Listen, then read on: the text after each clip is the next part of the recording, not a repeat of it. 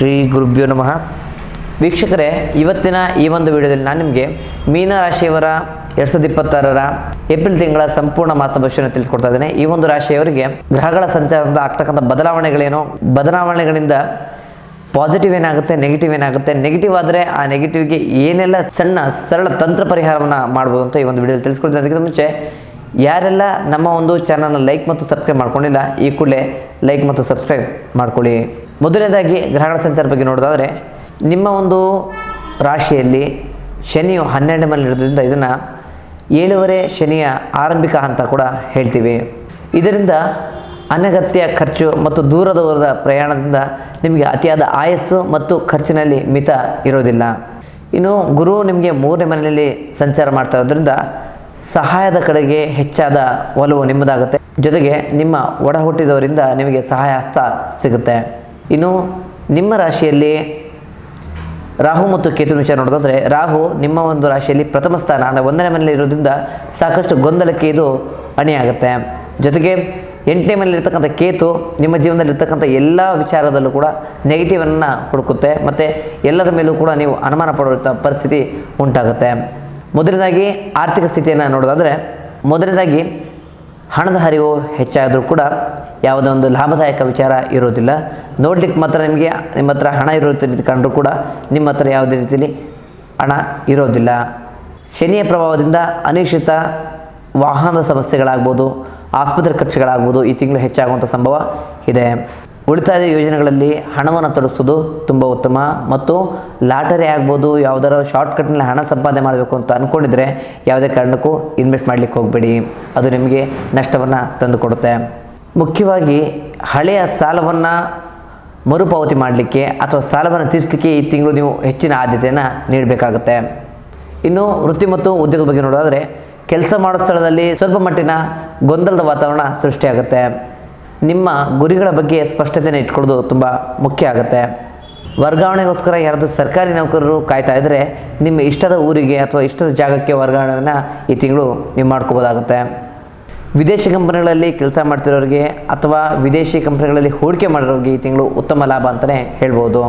ಇನ್ನು ವ್ಯವಹಾರದ ಬಗ್ಗೆ ನೋಡೋದಾದರೆ, ವ್ಯವಹಾರದಲ್ಲಿ ನೀವು ಉತ್ತಮ ಹೂಡಿಕೆಯನ್ನು ಮಾಡಿದ್ರು ಕೂಡ ಲಾಭವನ್ನು ತೆಗೆಯೋದು ತುಂಬ ಕಷ್ಟ ಆಗುತ್ತೆ.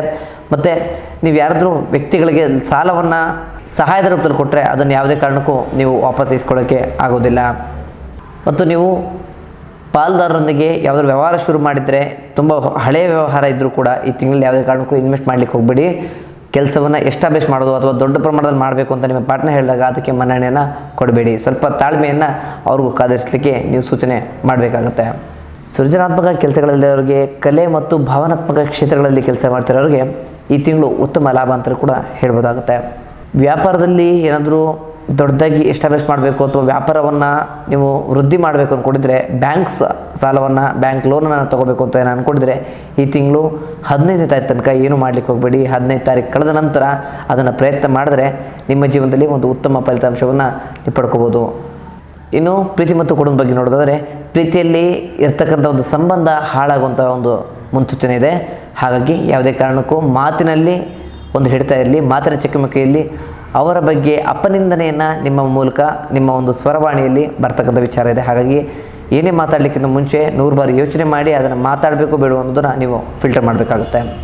ಈ ಒಂದು ರಾಶಿಯವರಿಗೆ ಮುಖ್ಯವಾಗಿ ಸಂಗಾತಿಯೊಡನೆ ಇರ್ತಕ್ಕಂಥ ಕ್ಷುಲ್ಲಕ ವಿಚಾರಕ್ಕೆ, ಸಣ್ಣ ಪುಟ್ಟ ವಿಚಾರಕ್ಕೆ ಕೂಡ ಸಮಸ್ಯೆ ಆಗಲಿಕ್ಕೆ ಈ ತಿಂಗಳು ತುಂಬ ಪೂರಕವಾಗಿದೆ. ಹಾಗಾಗಿ ಎಚ್ಚರಿಕೆಯಿಂದ ಇರಬೇಕಾಗುತ್ತೆ. ಇನ್ನು ಕುಟುಂಬದ ವಿಚಾರ ನೋಡೋದಾದರೆ, ಕುಟುಂಬದಲ್ಲಿ ಧಾರ್ಮಿಕ ಕಾರ್ಯಕ್ರಮಗಳು ಮತ್ತು ಮನೆಯಲ್ಲಿ ಪೂಜೆ ಕಾರ್ಯಕ್ರಮ ನಡೆಯುವಂಥ ಸಂಭವ ಹೆಚ್ಚಾಗಿದೆ.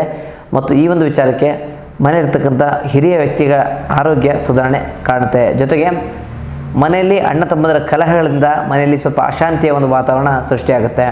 ಜೊತೆಗೆ ಮಕ್ಕಳ ಒಂದು ಎಜುಕೇಷನ್ ಬಗ್ಗೆ, ವಿದ್ಯಾಭ್ಯಾಸದ ಬಗ್ಗೆ ಸ್ವಲ್ಪ ಹೆಚ್ಚಿನ ಗಮನವನ್ನು ಕೊಡಬೇಕಾಗತ್ತೆ.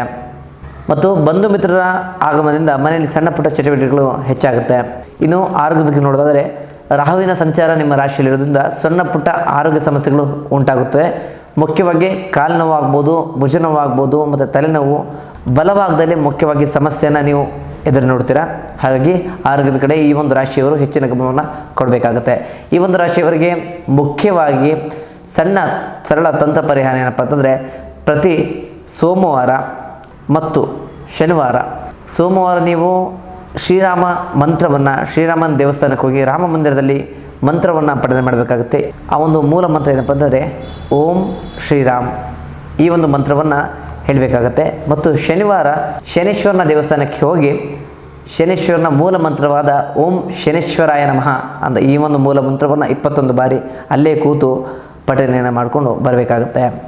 ಜೊತೆಗೆ ಸಾಧ್ಯವಾದಷ್ಟು ಬಡವರಿಗೆ, ನಿರ್ಗತಿಕರಿಗೆ ಅನ್ನದಾನವನ್ನು ಮಾಡೋದ್ರಿಂದ ನಿಮ್ಮ ಜೀವನದಲ್ಲಿರ್ತಕ್ಕಂಥ ಒಂದು ಎಲ್ಲ ನೆಗೆಟಿವ್ ಸಮಸ್ಯೆಗಳು ನಿವಾರಣೆ ಆಗುತ್ತೆ.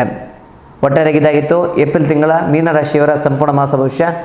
ಇನ್ನು ನಿಮ್ಮ ಜೀವನದಲ್ಲಿರ್ತಕ್ಕಂಥ ಯಾವುದೇ ಸಮಸ್ಯೆಗಳ ಪರಿಹಾರಕ್ಕೋಸ್ಕರ ನಮ್ಮ ನೇರ ಭೇಟಿಗಾಗಿ ಕೆಳಗೆ ಕಾಣ್ತಕ್ಕಂಥ ನಂಬರ್ಗೆ ಕರೆ ಮಾಡಿ ನಮ್ಮನ್ನು ನೇರ ಭೇಟಿಯಾಗಿ ನಿಮ್ಮ ಸಮಸ್ಯೆನ ಪರಿಹಾರ ಮಾಡ್ಕೊಳ್ಳಿ. ಮುಂದಿನ ವಿಡಿಯೋದಲ್ಲಿ ಸಿಗೋಣ. ಧನ್ಯವಾದಗಳು.